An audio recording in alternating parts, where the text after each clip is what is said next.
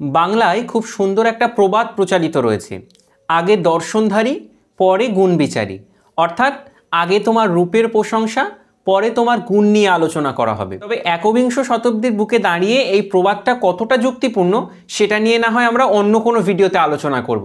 আজকের ভিডিওতে ওই প্রবাদের সাপেক্ষে আমরা মূলত পরীক্ষার খাতা সাজানোর বেশ কয়েকটা টিপস বলে দেব, যে টিপসগুলো যদি তুমি মেনে চলো নিঃসন্দেহে তোমার পরীক্ষার খাতাতে যে নাম্বার পেতে তার চাইতে আরও 5 অথবা 7 নাম্বার বেশি পাবে।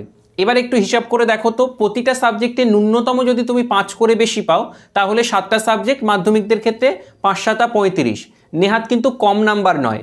তাহলে নাম্বারটা পেতে গেলে আজকের ভিডিওটা প্রথম থেকে শেষ পর্যন্ত দেখো। এরকম ভিডিও পাওয়ার জন্য চ্যানেলটিকে সাবস্ক্রাইব করো আর তোমার সমস্ত বন্ধু বান্ধব আপনজন সকলের মাঝে ভিডিওটা শেয়ার করে দাও। তাহলে চলো কথা না বাড়িয়ে শুরু করি আজকের মূল ভিডিও। দেখো বন্ধুরা, তোমরা প্রত্যেকেই কোনো না কোনো শিক্ষককে বলতে শুনেছো যে তোমরা যদি তোমাদের পরীক্ষার খাতা ঠিকঠাকভাবে সাজাতে পারো তাহলে পরীক্ষায় আরও 5 থেকে 7 নাম্বার বেশি পাওয়া যায়। এবার তোমাদের মনে সর্বদা একটা প্রশ্ন জাগে যে পরীক্ষার খাতাটা কিভাবে সাজাবো, কিভাবে সাজাবে আমি তোমাদেরকে একে একে বলছি, সবগুলো শুনে নাও। প্রথমে বলবো সংক্ষেপে, তারপর একদম প্র্যাকটিক্যালি খাতা কলমে তোমাদেরকে দেখিয়ে দেবো যাতে তোমাদের বুঝতে সুবিধা হয়। ভিডিওটা হয়তো একটু লেন্দি হবে, কিন্তু প্লিজ কেউ ভিডিওটা ছেড়ে যেও না, প্রথম থেকে শেষ পর্যন্ত দেখো। 100 আউট অফ 100 তুমি লাভবান হবে। প্রথম পয়েন্ট, তোমাকে সুন্দরভাবে মার্জিন দিতে হবে। তুমি তো বলবে এ তো আমি জানতাম, কিন্তু মার্জিন দেওয়ার কিছু রুলস রয়েছে। কেমন? প্রথমে তোমরা যে পরীক্ষার খাতা পাবে সেই পরীক্ষার খাতার 3 দিকে মার্জিন টানবে। অর্থাৎ ধরে নাও এটা তোমার পরীক্ষার খাতা, ঠিক 3 দিকে মার্জিন বলতে এই বাম দিকে টানবে, উপরের দিকটাতে টানবে এবং ডান দিকটাতে টানবে। এবার কোন দিক কতটা করে গ্যাপ দেবে? মোটামুটি বাম দিকে যেটা টানবে সেখানে তোমরা 2 সেন্টিমিটারের গ্যাপ দেবে। উপরে তোমরা দেখবে মাধ্যমিকের খাতা পাওয়ার পরে এরকম জায়গায় বোর্ডের একটা লোগো টাইপের থাকে, পিন দেওয়া আর কি ছিদ্র ছিদ্র টাইপের একটা লোগো থাকে, ওর নিচ বরাবর মোটামুটি এরকম জায়গা থেকে তোমাদের আর কি মার্জিনটা দিতে হবে উপরের ক্ষেত্রে। আর ডান দিকের ক্ষেত্রে তোমরা মোটামুটি 1 সেন্টিমিটারের একটা গ্যাপ দিও।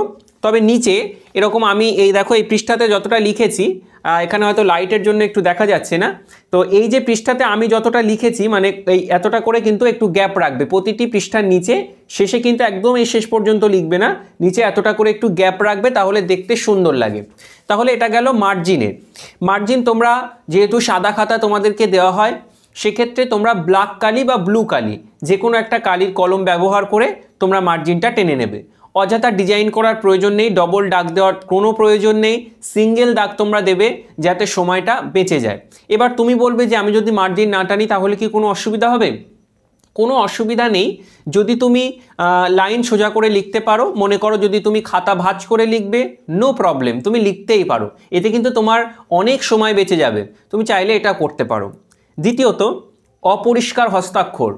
এখানে কিন্তু তোমাকে একটা জিনিস মাথায় রাখতে হবে, বোর্ডের যে খাতা দেওয়া হবে সেই খাতার উপরে কিন্তু পরিষ্কারভাবে টার্মস অ্যান্ড কন্ডিশনে লেখা রয়েছে যে অপরিষ্কার হাতের লেখা এবং অস্বচ্ছতার জন্য কিন্তু তোমার নাম্বার কাটা যাবে। এবং তোমাকে কিন্তু সেখানে লেখা রয়েছে যে টু দ্য পয়েন্ট উত্তর লিখতে হবে খুব সংক্ষেপে। তাহলে এবার তোমার এখানে প্রশ্ন যে দাদা আমার হাতের লেখা তো খারাপ, তাহলে কি আমার নাম্বার কেটে নেবে? দেখো, তোমার হাতের লেখা খারাপ মানে ভালো কি মন্দ এটা এখানে বিচার্য বিষয় নয়। বিচার্য হলো তুমি খাতাটাকে কতটা সুন্দরভাবে খাতাতে লিখতে পারছো। তোমার হাতের লেখা সুন্দর হওয়ার অর্থ এই নয় যে তোমাকে আমি মুক্তোর মতো একদম লিখতে বলছি। জাস্ট তোমার যেমন লেখা, শুধুমাত্র প্রতিটি শব্দের মাঝে একটা পর্যাপ্ত গ্যাপ দেবে। একটা লাইন লিখলে সেই দুটো লাইনের মাঝে পর্যাপ্ত গ্যাপ দেবে, যাতে করে একটা শব্দ থেকে আরেকটা শব্দ, একটা লাইন থেকে আরেকটা লাইন একদম পরিষ্কারভাবে বোঝা যায়, পরীক্ষককে যেন কোনো রকম অসুবিধা না হয় পরীক্ষকের খাতা দেখতে। তাহলে কিন্তু তোমার নাম্বার অনেকখানি বেড়ে যাবে, বলা ভালো তোমার নাম্বার কাটার কোনো জায়গা থাকবে না। দ্বিতীয়ত, ব্ল্যাক এবং ব্লু কালির কলম ব্যবহার করবে। অযাচিত কোনো কালার যেমন কমলা, বেগুনি, সবুজ, লাল তো কোনো রকমভাবেই নয়, এরকম কোনো কালি কি তোমরা ব্যবহার করবে না। তারপরে তোমরা একটা জিনিস মাথায় রাখবে, যেসবগুলো বড় প্রশ্ন হয় মানে রচনাধর্মী প্রশ্ন, সেই সব প্রশ্নগুলির উত্তরে প্রথমে যেমন শুরু করতে হয় ভূমিকা, তারপর একটা একটা করে পয়েন্ট লিখে সেই পয়েন্টের সাপেক্ষে আলোচনা করতে হয়। তো তোমরা ভূমিকা, এই ভূমিকা কথাটা কালো কালি দিয়ে লিখবে, লিখে ওর নিচে একটুখানি আন্ডারলাইন করে দেবে, তারপরে নীল কালি দিয়ে লেখা শুরু করবে। এরকম করে তাহলে লিখলে লেখাটা দেখতে সুন্দর লাগে।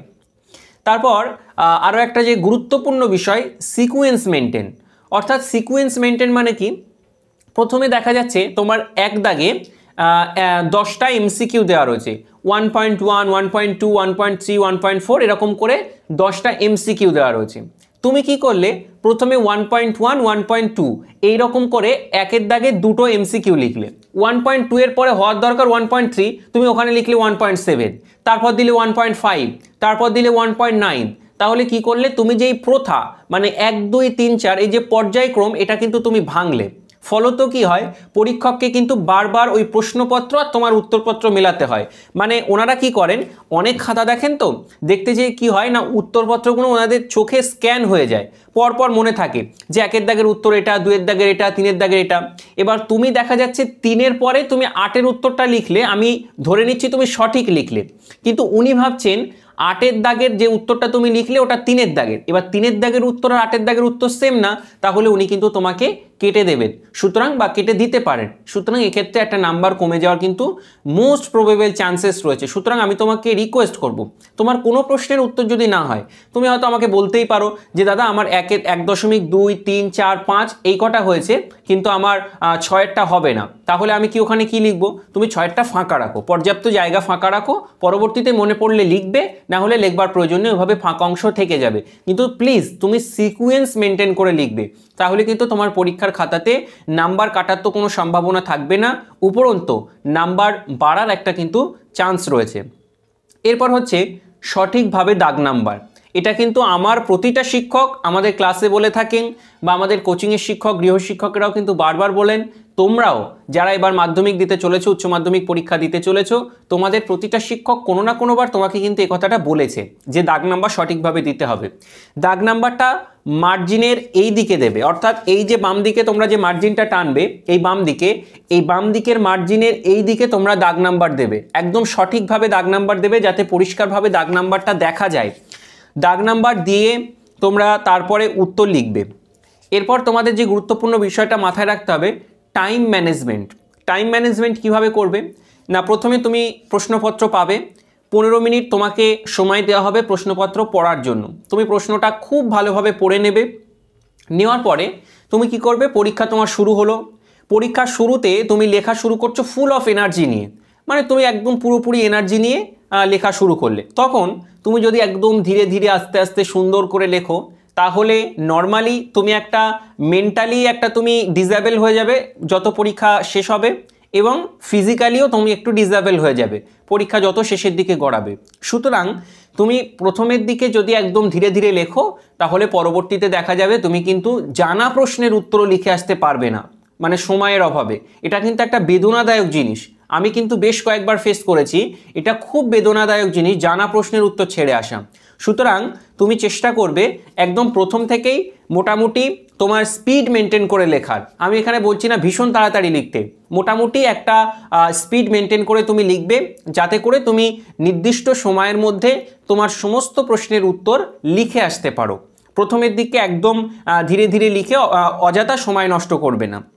এরপরে হলো যে উত্তর শেষে তোমাকে এন্ডিং লাইন দিতে হবে, অর্থাৎ প্রতিটি উত্তর শেষ হওয়ার পরে একটা করে এন্ডিং লাইন দেবে। এন্ডিং লাইন কেমন হয় আমি তোমাকে একটু পরে প্র্যাকটিক্যালি দেখিয়ে দিচ্ছি। তারপর অনেককে আমি দেখেছি প্রতিটা পৃষ্ঠাতে পিটিও লেখে, যার কথা পুরো কথা হলো পেপার টার্ন ওভার বা প্লিজ টার্ন ওভার। তো এই কথাটা কিন্তু বারবার লেখা যাবে না, এটা পরীক্ষককে কিন্তু খুব বিরক্ত করে। পিটিও কথাটা তুমি তখনই লিখবে যখন, আমি ধরে নিচ্ছি তুমি এরকম একটা পৃষ্ঠাতে উত্তর লিখছিলে, একটা বড় প্রশ্নের উত্তর লিখছিলে, বড় প্রশ্নের উত্তরটা এই পৃষ্ঠাটাতে শেষ হলো না, উত্তরটা গিয়ে এখানে শেষ হলো, তাহলে কেবলমাত্র তুমি এই জায়গাটাতে পিটিও লিখতে পারো। অন্যথায় প্রতিটি পেজে বারবার পিটিও লেখা, এটা কিন্তু একদম একটা বিরক্তিকর জিনিস, এটা কখনোই প্লিজ লিখবে না।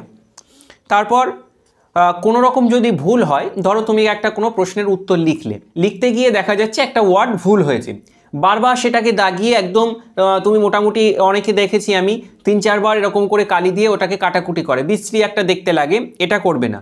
এক কলম বা দু কলম, জাস্ট একবার ওই ওয়ার্ড বা ওই শব্দটার উপর দিয়ে পেন থ্রু করবে, একবার বা দুবার এরকম করে কাটবে।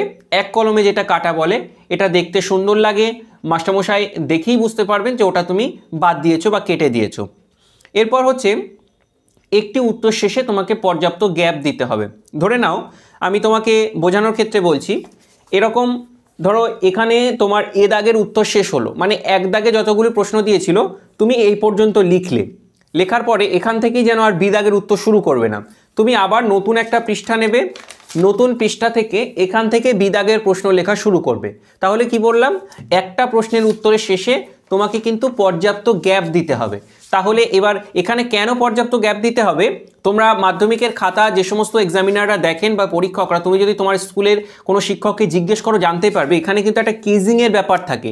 কিজিং কি না, এই যে নাম্বারগুলো এই 1.1, 1.2, 1.3 এই নাম্বারগুলো মাস্টারমশাই এখানে একটা ছক করেন, এই ছকের মধ্যে কিন্তু লিখতে হয়। এটা যারা খাতা দেখেন তারাই কেবলমাত্র জানেন।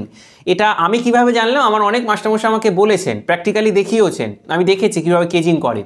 তো এর জন্য পর্যাপ্ত একটু জায়গা ফাঁকা রাখবে। তারপর ডায়াগ্রাম তোমরা আঁকো, লাইফ সায়েন্সের ক্ষেত্রে বা তোমাদের ভূগোলের ক্ষেত্রে অনেকের ডায়াগ্রাম আঁকতে হয়, ফিজিক্যাল সায়েন্সের ক্ষেত্রেও তোমাদের ডায়াগ্রাম বা ছবি আঁকতে হয়। ছবি আঁকার পর সেটাকে তোমরা কি করো, এমনি নর্মালি এঁকে দিয়ে চলে আসো, কিন্তু ওটা করবে না। ছবি এঁকে বা ছবি আঁকার পর তোমরা কি করবে, এরকম ধরো এরকম জায়গায় ছবি আঁকলে একদম সুন্দরভাবে চারদিকে বর্ডার দেবে, চারদিকে বর্ডার দেওয়ার পর নিচে লিখবে, একটা সাইন দেবে, সেটা গোল হতে পারে, চারকোনা হতে পারে, সাইন দেবে, লিখবে চিত্র, তারপর একটা ক্লোন দেবে, দেওয়ার পরে ওখানে লিখে দেবে কিসের চিত্র তুমি আঁকলে, লিখলে যে নিউরনের চিত্র বা মাইটোকন্ড্রিয়ার চিত্র বা নিউক্লিয়াসের চিত্র, যাই আর কি চিত্র তোমরা আঁকো না কেন সেটা ওখানে লিখে দেবে। তারপর পার্থক্য লিখতে যে অনেকে একটা ভুল করে, সেটা কি না, পার্থক্য লেখার সময় এই যে মার্জিন থাকে, এই মার্জিন বরাবর দাগ টানে, এই মার্জিনটাকে ওর সঙ্গে ধরে নেয়, কিন্তু না, পার্থক্যের জন্য তোমরা প্রপার একটা বক্স করবে, যেটা মার্জিনের ভিতরে হবে। এই প্রপার বক্স করে প্রথমে আগে পার্থক্যের বিষয় লিখবে, তারপর পার্থক্য লিখবে, এটা কিন্তু দেখতে অনেকখানি সুন্দর লাগে। এরপর চালু কলম দিয়ে লিখবে, অর্থাৎ নূতন কোনো কলম নিয়ে তোমরা কিন্তু পরীক্ষার হলে পরীক্ষা দিতে যাবে না। তাহলে কি হবে, দেখা যাবে তুমি মসৃণ পৃষ্ঠতলে লিখলেও তোমার লেখাটা কেমন অমসৃণ হবে, লিখতে তোমার কমফোর্ট ফিল হবে না, সেক্ষেত্রে তোমার লেখার গতিটাও অনেকটা কিন্তু কমে যাবে। এবার তাহলে টাইম ম্যানেজমেন্টের সমস্যা হবে। আমি তোমাকে রিকোয়েস্ট করব, তুমি যে পেন দিয়ে লেখো, সেটা বল পেন হতে পারে বা অন্য কোনো পেন হতে পারে, যে পেন দিয়ে লিখতে তুমি অভ্যস্ত সেই রকম বেশ 4 থেকে 5টা বা 6টা 7টা চালু কলম নিয়ে তুমি পরীক্ষাতে যাবে। লাস্ট পয়েন্ট, অবাঞ্ছিত কিছু লেখা চলবে না। অনেক শিক্ষককে বা আমি ইউটিউবে ভিডিও দেখেছি, অনেক ছাত্রছাত্রীরা কি করে, যাদের পরীক্ষা অপেক্ষাকৃত বা তুলনামূলক খারাপ হয়, তারা পরীক্ষার খাতাতে কি করে না, এরকম জায়গাতে একটা নোট দিয়ে আসে, টাকার অঙ্ক একটা নোট দিয়ে আসে, 100 টাকা 50 টাকা এরকম একটা নোট দিয়ে আসে, দিয়ে ওখানে স্টেপেল করে দেয়, দিয়ে লিখে দেয় যে মাস্টারমশাই আমাকে পাস করিয়ে দিন। অনেকে কিছু অনুরোধ রেখে যে স্যার আমাকে পাস করিয়ে দেবেন, নইলে আমি সুইসাইড করব, ইত্যাদি ইত্যাদি এরকম অনেক কিছু লেখে। তো যাই হোক, এটা কিন্তু একেবারেই করবে না। পাস তো যদি তুমি করার মতো হও, নিঃসন্দেহে পাস, কোনো মাস্টারমশাই কিন্তু চায় না যে তুমি ফেল করো, সবাই কিন্তু সর্বস্ব দিয়ে চেষ্টা করেন তোমাকে পাস করানোর। এবার যদি তুমি সাদা খাতা জমা দিয়ে এসো, সেটা তো আর মাস্টারমশাই নিশ্চয়ই তোমাকে লিখে আর পাস করিয়ে দেবেন না। তাহলে তোমাকে পর্যাপ্ত লিখে আসতে হবে, নিঃসন্দেহে তোমার যেটা প্রাপ্ত নাম্বার সেটা মাস্টারমশাই তোমাকে দিয়ে দেবেন, কেউ তোমার প্রাপ্ত নাম্বার থেকে বঞ্চিত করতে পারবে না। সুতরাং কোনো রকম অবাঞ্ছিত কিছু লেখা চলবে না, কোনো অনুরোধ, কোনো গালিগালাজ, কোনো কিছু লেখা চলবে না। এসব লিখলে বোর্ড যদি চায় তোমার পরীক্ষা ক্যান্সেল করে দিতে পারেন। সুতরাং এসব থেকে বিরত থাকবে। যে মোটামুটি 13টা পয়েন্ট আমি বললাম, আমার খাতাতে লেখা রয়েছে, এই 13টা পয়েন্ট আমি বললাম, একটুখানি প্র্যাকটিক্যালি আমি তোমাদেরকে দেখিয়ে দিচ্ছি, একটুখানি দেখে নাও। আচ্ছা, এই স্ক্রিনে তোমরা দেখতে পাচ্ছ যে লেখা রয়েছে একটা আদর্শ উত্তরপত্রের মডেল, অর্থাৎ একটা উত্তরপত্র কেমনভাবে সাজাতে হয়, মানে যেমনভাবে আমি তোমাদেরকে বললাম একটুখানি দেখিয়ে দিচ্ছি। প্রথমে দেখো দাগ নাম্বার দিয়েছি 1.1, মানে এটা একের দাগের এই যে 1.1, 1.2, 1.3, 1.4। আচ্ছা, প্রথমে একটা জিনিস দেখায়, আমি মার্জিনটা কিন্তু যেমনভাবে ভিডিওতে বলেছি তেমনভাবে এখানে টেনেছি। উপরে একটা পর্যাপ্ত গ্যাপ দিয়েছি, এদিকে 2 সেন্টিমিটারের মতো গ্যাপ দিয়েছি, এদিকে মোটামুটি 1 সেন্টিমিটারের মতো একটা গ্যাপ দিয়েছি। দেওয়ার পরে আমি কিন্তু এখানে উত্তর লেখা শুরু করেছি। এক দাগের উত্তর লিখবো, তাই এখানে এক দাগ নাম্বার দিয়েছি, দিয়ে 1.1, 1.2, 1.3, 1.4 ধরে নিলাম আমি 1.1-এর উত্তর আবহবিকার, তারপর আরোহণ, তারপর সমপ্রায়ভূমি, তারপর পর্যায়ন। তো এরকম করে আমি উত্তরগুলো লিখলাম। এখানে দুটো জিনিস দেখো, যে উত্তর দুটো আমি লিখলাম এদের মাঝে কিন্তু পর্যাপ্ত গ্যাপ রয়েছে, অর্থাৎ একটা থেকে আরেকটা কিন্তু ভালোভাবে বোঝা যাচ্ছে। এবং আরও একটা জিনিস লক্ষ্য করো, এখানে কিন্তু আমি সিকোয়েন্স মেনটেন করে লিখলাম, অর্থাৎ একের পরে 2, 2-এর পরে 3, 3-এর পরে 4 এরকম করে লিখলাম। তারপর আমার এক দাগের উত্তর লেখা শেষ। 2 দাগে আমি দেখো উত্তর যেখানে শুরু করেছি এর মাঝে কিন্তু একটা পর্যাপ্ত গ্যাপ দিয়েছি, অর্থাৎ বোঝা যাচ্ছে যে এটা কিন্তু এক দাগের উত্তর, এটা কিন্তু 2 দাগের উত্তর। তাহলে আমি এখানে 2.1 দাগের উত্তরে পর্যাপ্ত গ্যাপ দিয়ে লিখেছি। লেখার পর দেখো এখানে আমি লিখে দিলাম যে প্রতিটি প্রশ্নের উত্তরের শেষে এন্ডিং লাইন টেনে দেবে। তাহলে যখন তুমি কোনো বড় প্রশ্ন লিখবে তখন সেই বড় প্রশ্ন যখন শেষ হয়ে যাবে তার নিচে এরকম একটা লাইন টেনে দেবে, এটাকে এন্ডিং লাইন বলা হয়। এরপর দেখো যখন কোনো তুমি বড় প্রশ্ন লিখবে, ধরো আমি 3.1 দাগে আমি তোমাকে দেখিয়ে দিচ্ছি একটা বড় প্রশ্নের আর কি মডেল। এরকম ভূমিকা বলে লিখে কালো কালি দিয়ে লিখবে, তারপর এরকম একটা চিহ্ন বা ক্লোন দেবে, দেওয়ার পরে আন্ডারলাইন করবে, করে সেখানে তোমরা কি করবে এই রকম করে আর কি একদম পয়েন্ট করে করে সুন্দরভাবে লিখবে। তারপর এরকম যদি কোনো সাব পয়েন্টের দরকার হয় তাহলে এরকম করে লিখবে, লিখে তার নিচে আন্ডারলাইন করে তারপর এরকম সুন্দরভাবে লিখবে, দেখতে সুন্দর লাগে। যদি কোনো ভুল হয় উত্তরে মানে লিখতে যেয়ে তাহলে এভাবে কাটবে এক কলমে, এভাবে কিন্তু কাটবে না। তোমরা অনেকেই এরকম করে বারবার দাগিয়ে কাটো, এটা কিন্তু করবে না। এরপরে দেখো আমি তোমাদের যেটা বলেছিলাম যে পার্থক্য লেখাটা ভালোভাবে দেখে নাও। অনেকেই কী করে পার্থক্য লিখতে যেয়ে পুরো এই যে মার্জিনের দাগ, এখান থেকে এই মার্জিনের দাগ পর্যন্ত দাগ টানে, এখান থেকে এই মার্জিনের দাগ পর্যন্ত দাগ টানে, এটা কিন্তু করবে না। তোমরা পার্থক্যের জন্য একদম স্পেসিফিক একটা বক্স টানবে, টেনে মাঝখান দিয়ে ভাগ করবে। যদি কেউ মনে করো বিষয় লিখবে আলাদা করে, এখানে তোমরা আলাদা করে একটা ঘর টেনে নেবে, সেখানে বিষয় লিখবে, লিখে এখানে অবরোহণ বা আরোহণের পার্থক্য যেটা লিখতে দেওয়া হবে সেটা লিখবে। আর উপরে অবশ্যই এটা লিখবে, দাগ নাম্বার দিয়ে পার্থক্য বলে লিখবে, কোন বিষয়ের মধ্যে পার্থক্য তুমি এখানে লিখছো সেটা লিখে নেবে। আমি যেমন এখানে অবরোহণ ও আরোহণের পার্থক্য লিখবো বলে এখানে লিখেছি পার্থক্য, তারপর লিখেছি অবরোহণ ও আরোহণ, তারপর ছক টেনে নিয়েছি। এরপর দেখো শেষে তোমরা যখন কোনো চিত্র বা ডায়াগ্রাম আঁকবে তখন কি করবে, এরকম দাগ নাম্বার দেবে। দাগ নাম্বার দেওয়ার পরে তোমরা এখানে কি করবে, ছবি আঁকার পর আউটলাইন দেবে, কালো কালি দিয়ে আউটলাইন করবে, দিয়ে এরকম একটা যে কোনো চিহ্ন দেবে, দেওয়ার পর চিত্র লিখবে, লিখে কিসের চিত্র এঁকেছো সেটা কিন্তু এখানে লিখে দেবে। আর একটা জিনিস যেটা বলতে ভুলে গেলাম, এখানে দেখো প্রথমেই এই যে পৃষ্ঠাতে এই পিটিও লেখার কথা যেটা বলছিলাম, বারবার কিন্তু এরকম পিটিও লিখবে না। তো যাই হোক, এই ছিল আজকের মূল ভিডিও। দীর্ঘক্ষণ আলোচনা করলাম যে পরীক্ষার খাতা কিভাবে সাজাতে হয় এই বিষয় নিয়ে। তো যে পয়েন্টগুলো আমি বললাম সেগুলো অবশ্যই পরীক্ষার খাতাতে মেনটেন করো। নিঃসন্দেহে তুমি পরীক্ষার খাতাতে অনেক বেশি নাম্বার পাবে এটা আর কি মেনটেন করলে। যদি কোনো পয়েন্ট আমার ছেড়ে যায় বা যদি কোনো পয়েন্ট আমি ভুল বলে থাকি, নিঃসংকোচে আমাকে কমেন্ট সেকশানে ভুলটা ধরিয়ে দিও, কোনো অসুবিধা নেই, আমি ভুল শুধরে নেব। যদি কোনো পয়েন্ট ছেড়ে যায় সেটাও আর কি কমেন্টে লিখে জানিও, তোমার কমেন্ট আমি পিন করে দেব। আর ভালো থেকো, অবশ্যই মন দিয়ে পড়াশুনো করো। ভিডিওটা এখনও যারা লাইক করোনি একটা লাইক করে দাও, চ্যানেলটিকে সাবস্ক্রাইব যারা করোনি অবশ্যই সাবস্ক্রাইব করে দাও। তোমাদের জন্য অনেক অনেক শুভকামনা রইল। এই কটা দিন একটুখানি মন দিয়ে পড়াশুনো করো, তোমাদের জন্য সকল বিষয়ের লাস্ট মিনিট সাজেশান আসবে। অলরেডি কিছু স্পেশাল ভিডিও চলে এসেছে, যেমন ইতিহাসের লাস্ট মিনিট সাজেশান, ভূগোলের লাস্ট মিনিট সাজেশান, প্লাস মাধ্যমিকের খাতা কিভাবে সাজাতে হয়, ইংরেজি পরীক্ষার প্রথম পৃষ্ঠা কিভাবে সাজাতে হয়, মাধ্যমিক টেস্ট পেপারের সমাধান, সবগুলো লিঙ্ক আমি ডেসক্রিপশন বক্স প্রথম কমেন্টে দিয়ে রাখবো, প্রয়োজন অনুসারে দেখে নিও। ভালো থেকো, সুস্থ থেকো। আজকের ভিডিও এখানে শেষ করলাম, দেখা হবে পরের ভিডিওতে। Thank you everyone.